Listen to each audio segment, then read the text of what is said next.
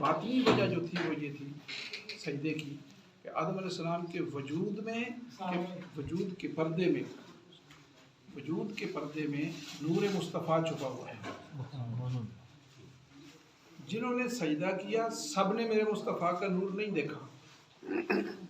سجدہ کرنے والے جب اللہ رب العزت کو ملا تو سب نے نور مصطفیٰ کا مشاہدہ نہیں کیا. وہ تو کچھ ایک دو لوگوں کا کتابوں میں ذکر آتا ہے، اور وہ بڑی شام کے وہ بزرگ تھے جن کا ایک کا نام حضرت جبریل علیہ السلام ہے اور دوسرے جو ہیں ان کا نام ہے حضرت اسرافیل علیہ السلام.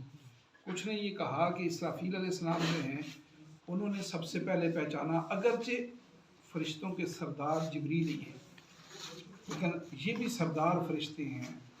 کل فرشتوں کے سردار نے اپنی ڈیوٹی ہے ان کی، جس طرح ان کی وحی کی ڈیوٹی ہے تو ان کا سور پھونکنے کی ڈیوٹی ہے. تو انہوں نے پہچان دیا.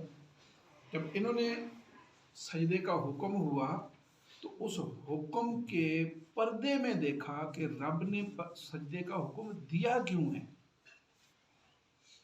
وَنَفَخْتُ فِيهِ مِن رُوحِي فَقَعُوا لَهُ سَاجِدِينَ.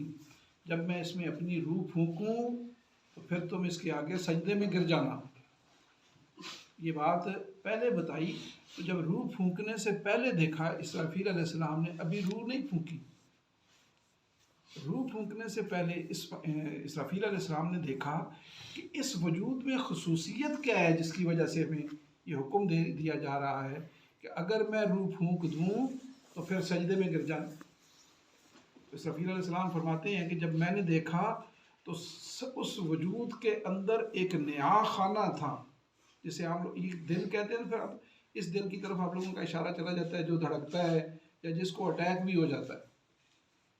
یہ دل وہ دل نہیں ہے جس میں خدا اور رسول رہتا ہے. اس کو تو اٹیک ہوتا ہے، اس پر تو اٹیک ہی کوئی نہیں ہوتا.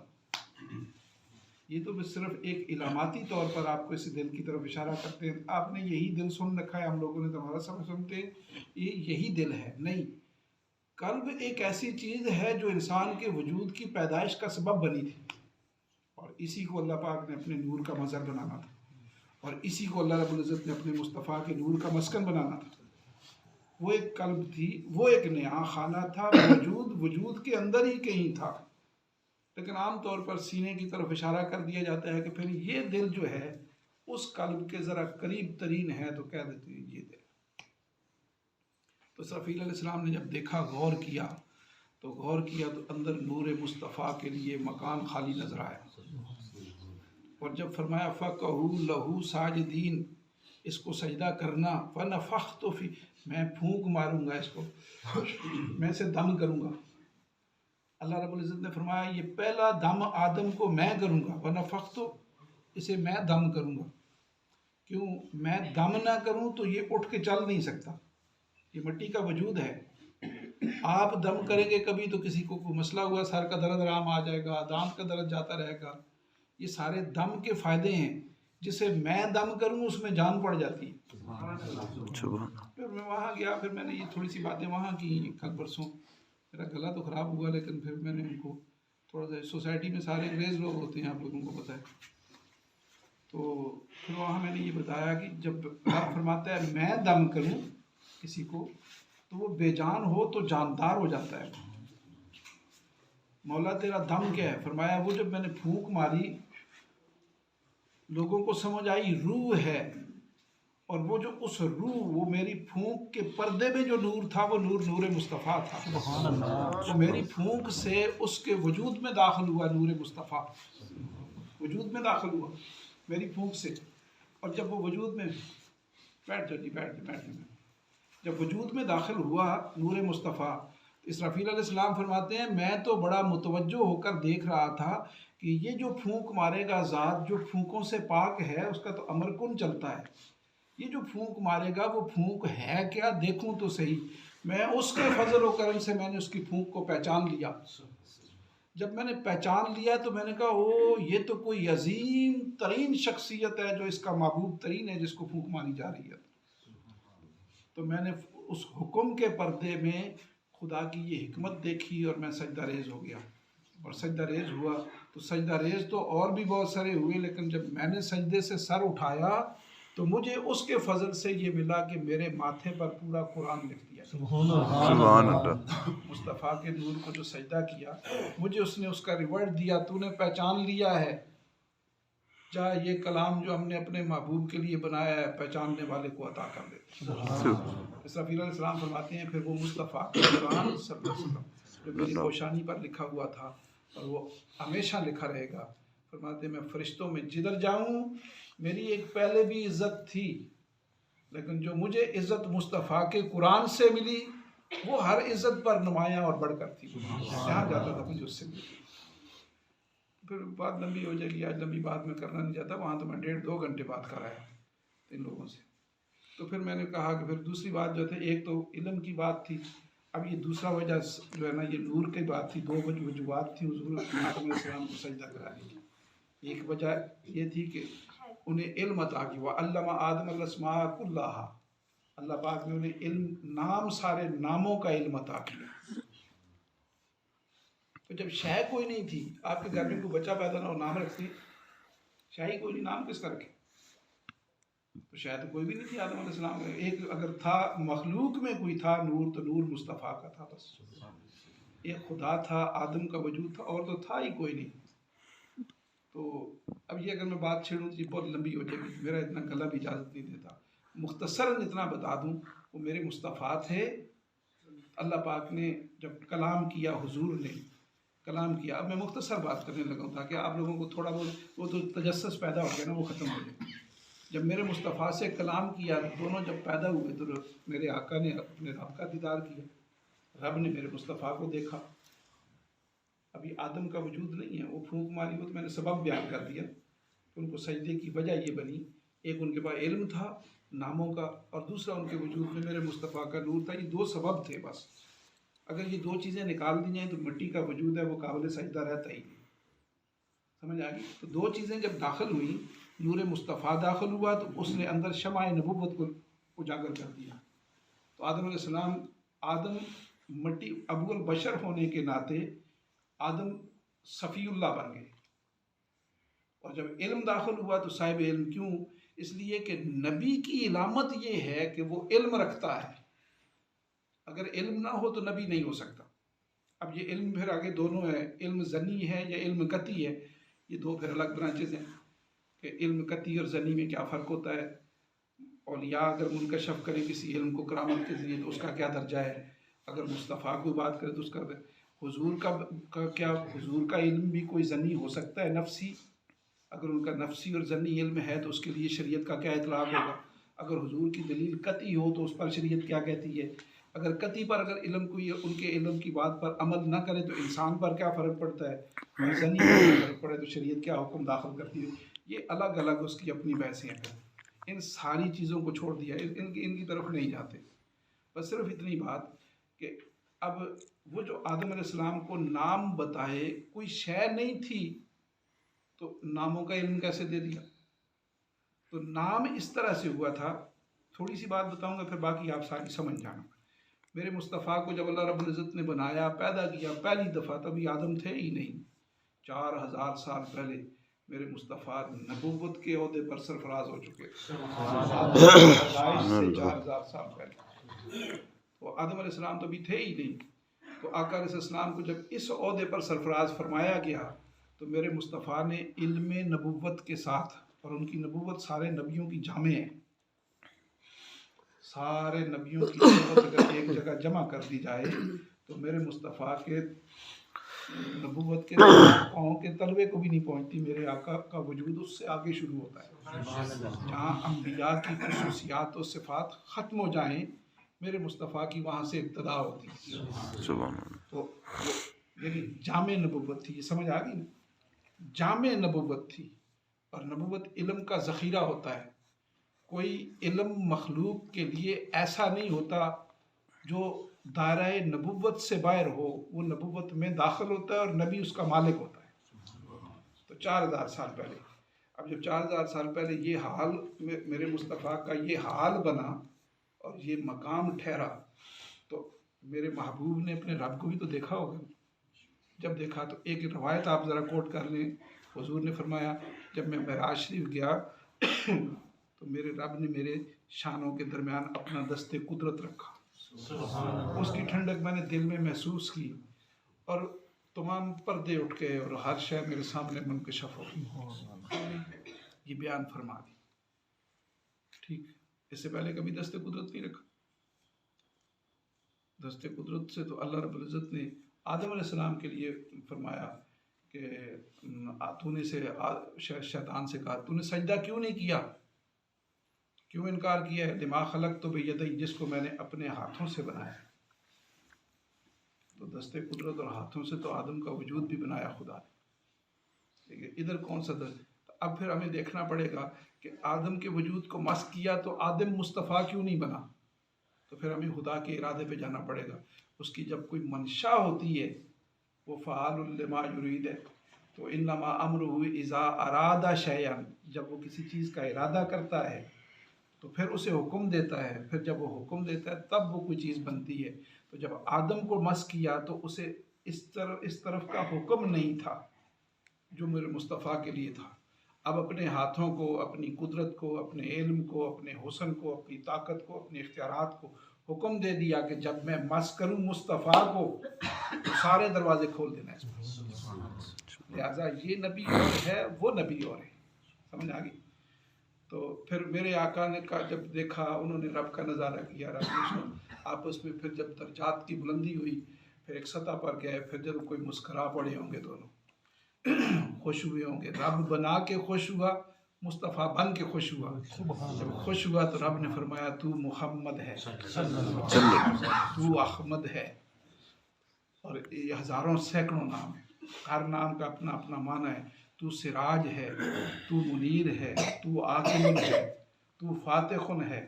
تو جس جس کا نام لیا وہ چیز آگے، سراج کہا تو وہ ایک اشارہ سمجھیں بس، اب سراج کہا تو سورج بنا، سورج بنا تو روشنی بنی، تو روشنی نے کہیں پڑھنا بھی تھا، اس کے لیے کائنات بنی، زمین بنی، آسمان بنے، سارا کچھ۔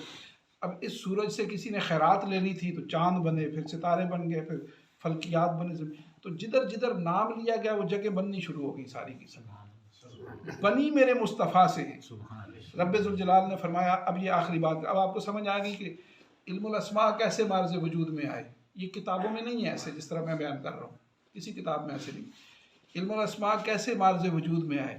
میرا رب اپنے مصطفیٰ کا نام رکھتا تھا، نام سے ریلیٹڈ اگر آپ عاقبن تھے تو اللہ نے عاقبت اور قبر اور قیامت کا ایک سارا محشر کا نظام بنا دیا۔ وہ سارے کا سارا نظام پکڑ دکڑ چھوڑنا، ولا عاقبۃ للمتقین، متقین کے لیے عاقبت کو آسان کر دیا، کسی کے لیے سخت کر دیا، کسی کے لیے جہنم بن گئی، کسی کے لیے دوزخ بن گئی، کسی کے لیے جنت بن گئی، سمجھ آئے گی نہیں؟ پورا نظام پکڑ، میزان بن گیا، پل صراط بن گیا، سارا کس سے بنا؟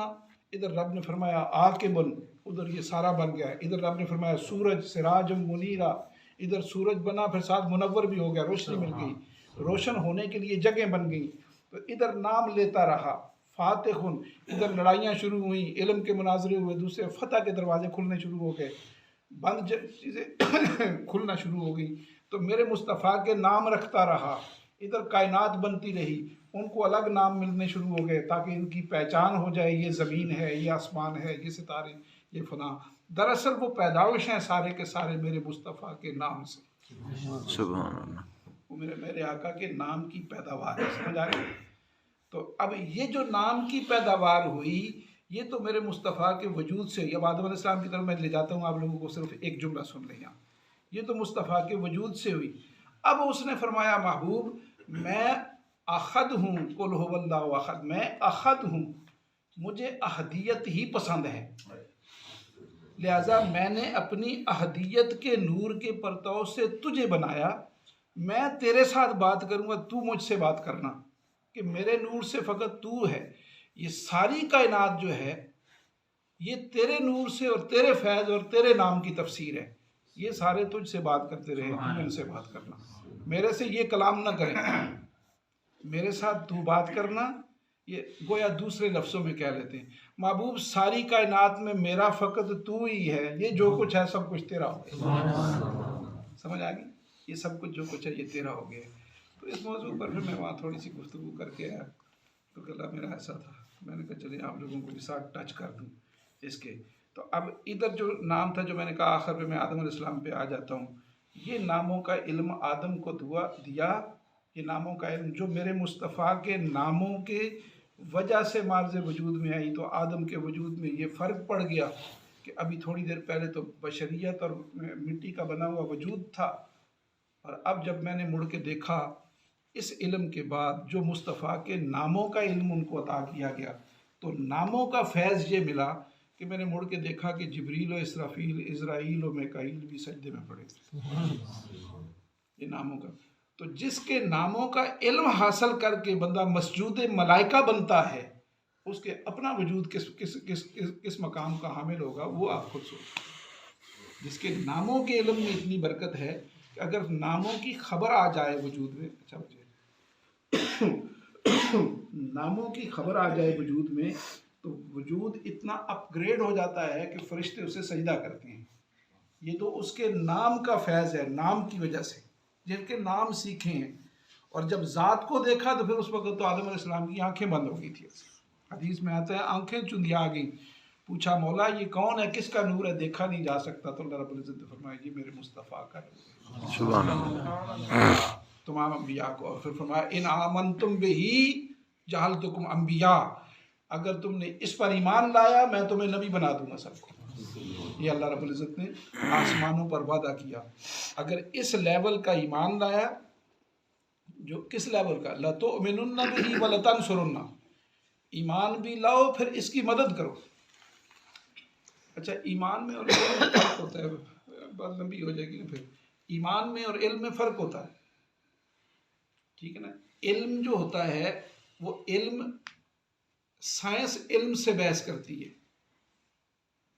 سائنس جو ہے وہ علم سے بحث کرتی ہے، اور جو ایمان ہے یہ اللہ رب العزت کے حکم سے بحث کرتا ہے۔ اس میں خاص فرق ہوتا ہے، وہ ایمان اللہ کے حکم سے بنتا ہے، جس کے لیے کہتے ہیں یؤمنون بالغیب۔ سائنس مشاہدے سے اور آبزرویشن سے، ایکسپیریمنٹیشن سے بحث کرتی ہے، اور ایمان اس سے بحث نہیں کرتا۔ ایمان یؤمنون بالغیب، آنکھیں بند کر جو ہم کہیں وہ بات مان لے، بغیر علم کے اس کی بات کو ماننا ایمان ہے۔ تو اللہ رب العزت نے فرمایا ایمان لایا اگر تم نے اس پر، ان آمنتم بہی، وہاں پہ کس لیول کا، لَتُؤْمِنُنَّ بِهِ وَلَتَنْصُرُنَّ، اس کی مدد کرو، اپنا سارا کچھ چھوڑ دو، دل میں بھی اندر کچھ نہ رہے۔ ایمان ہوتا ہی وہ ہے جس کی اپنے سوچ اور دیکھو نا، اکثر میں آپ لوگوں سے کہتا ہوں اپنے دلوں کی حفاظت کرو، باہر نکلو تو سوچا نہ کرو غلط، صحیح سوچو گے تو صحیح رستے پر رہو گے۔ حضور غوث پاک نے فرمایا عمل خود بن جائے گا، تم لوگ اپنی تصور اور سوچ ٹھیک کر لو، عمل تمہارا اچھا خود ہو جائے گا۔ جن کی سوچ ٹھیک نہیں ان کا عمل ٹھیک نہیں ہوتا۔ اپنے دل کی حفاظت کرو، سوچوں پہ دھیان رکھو، دل کو نہ ادھر ادھر جانے دو۔ اکثر میں کہتا ہوتا ہوں پچھلے، تو وہ اسی لیے کہتا ہوں کہ جو سوچ ہے وہ آپ کی بنیاد بنتی ہے آپ کے آگے عمل کی، اسی لیے کہتا ہوں آپ کا جو عمل ہے، سوچ آپ کی اس کی بنیاد بنتی ہے۔ تو فرمایا لَتُؤْمِنُنَّ بِهِ، اس کے بارے میں کچھ سوچنا بھی نہ، بس جو کچھ میں نے کہا ہے ایسے کر۔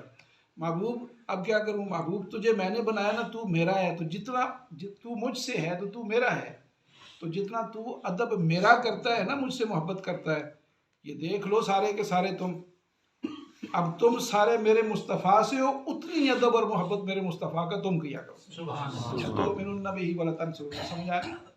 اتنی ادب اور محبت کرو۔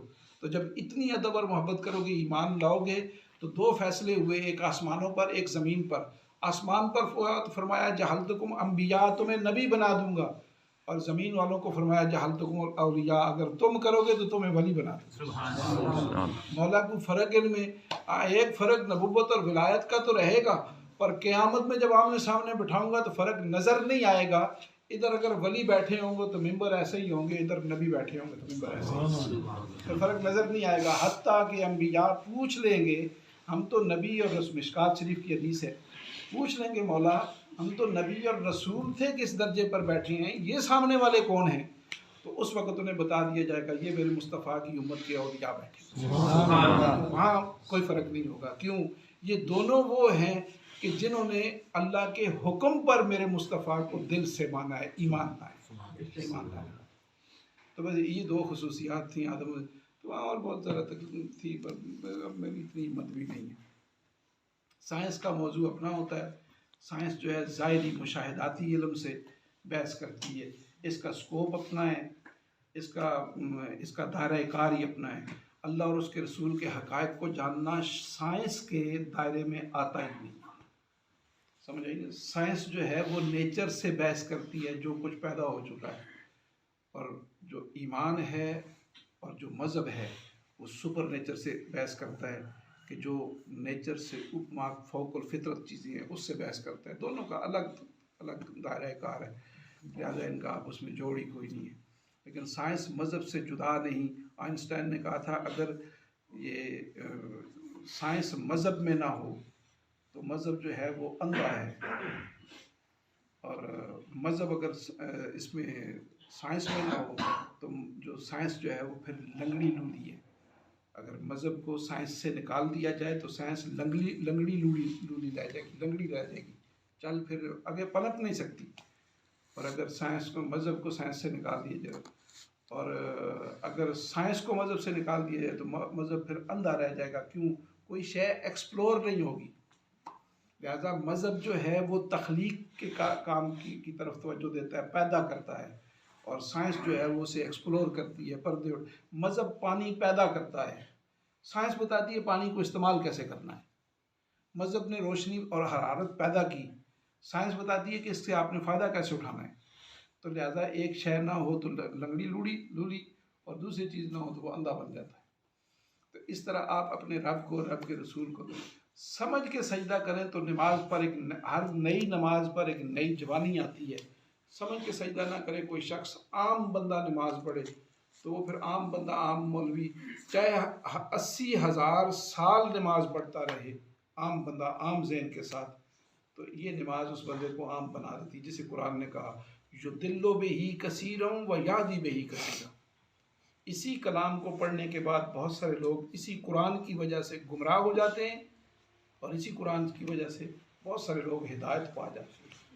وہ بس اپنی اپنی اصل ہے، ایسے سمجھ لیں کہ دو جگہ پہ بارش ہوئی، ایک جگہ پہ جھاڑیاں اور کانٹے پیدا ہو گئے، اور باغ میں جب بارش ہوئی وہی بارش تو وہاں پھل اور پھول پیدا ہو گئے۔ تو جس کی اثر جھاڑیوں کانٹوں والی ہے، جب قرآن کا فیض اس پر برستا ہے تو اس کے دل میں کانٹے پیدا ہوتے ہیں، اور جس کی اثر جو ہے وہ پھل پھول والی ہوتی ہے، جب اس پر برستا ہے تو اللہ رب العزت اس کے دل میں پھل پھول پیدا کرتا ہے۔